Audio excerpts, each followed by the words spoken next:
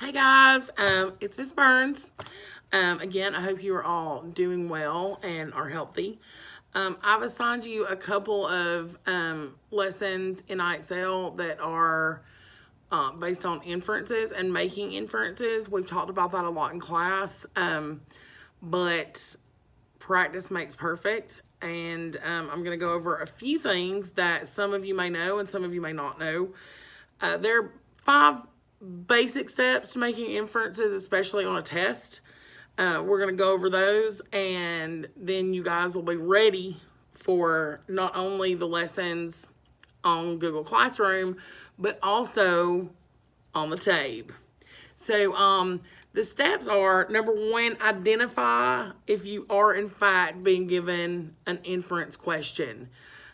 It will come right out and ask you, and even if it doesn't, we're going to go over ways to find that anyway. Some examples that I have are, according to the passage, we can reasonably infer, keyword, look for keywords, like suggest, imply, infer. Based on the passage, it could be suggested that, which of the following statements is best supported by the passage? The passage suggests that this primary problem is, the author seems to imply that, and so on. So those kinds of questions, you know that you're going to be asked to make an inference. This is when you come up with information that is not explicitly stated in the text based on what you do have in the text. And for those of you that don't remember, explicit means that the information is given directly. It says directly exactly what it means. Okay? Inferences come from when you don't have explicit information. It's implied information. Okay? So, some questions that don't just come right out and ask, just so you're prepared. Here's one. With which of the following statements would the author most likely agree? So they're asking you, based on what you've read, would this author agree with this statement? How do you know? Making inferences, which we'll get further into that in just a second. And then, which of the following sentences would the author most likely use to add additional support to paragraph 3?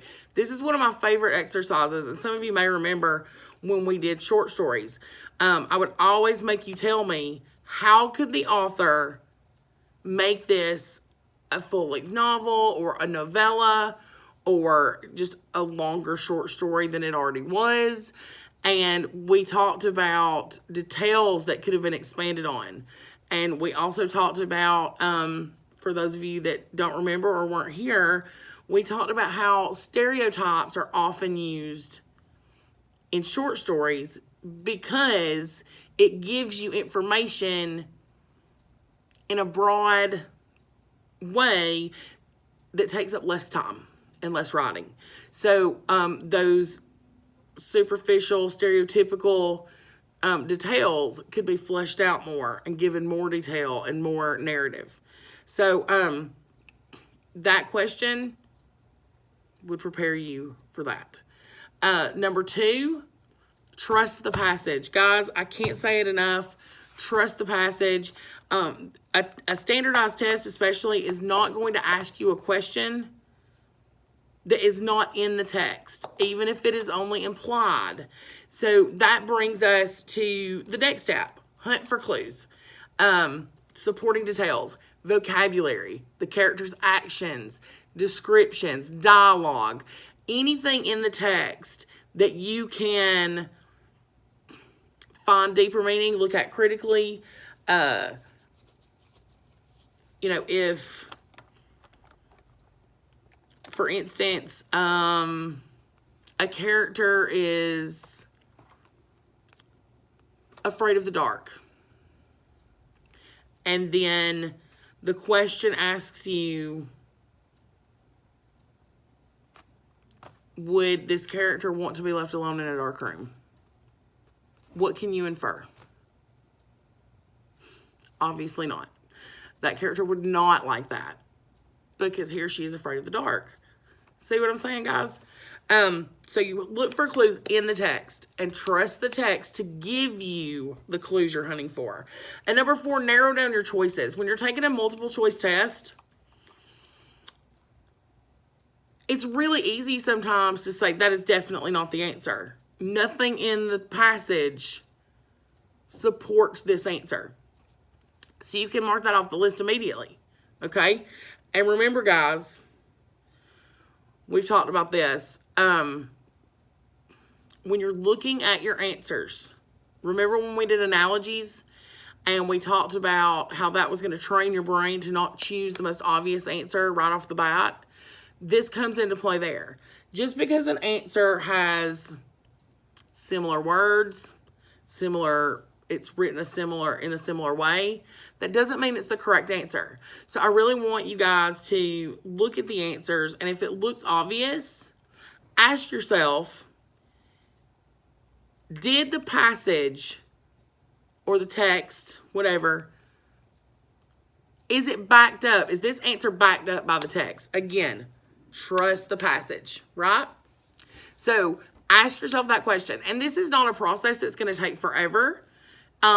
Eventually you guys will do it automatically without thinking about these steps. But until you get in the groove, use these steps. And then the 5th, practice. And that's what you guys are going to do right now. Practice, practice, practice. You're going to be unstoppable when we're finished. So if you have any questions, please feel free to reach out to me.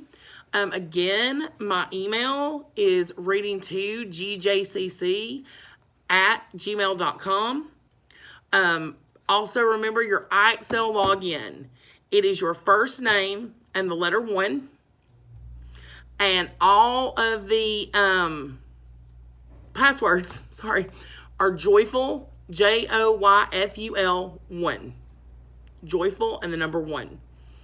I hope you guys are, again, I say it every day, and I'm going to say it every day. I hope you're staying safe. I miss y'all so much. It is very quiet around here. Very quiet.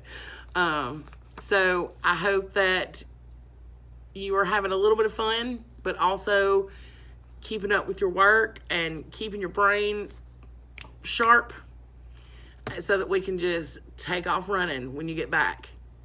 Have a great day, and I love you all. Bye-bye.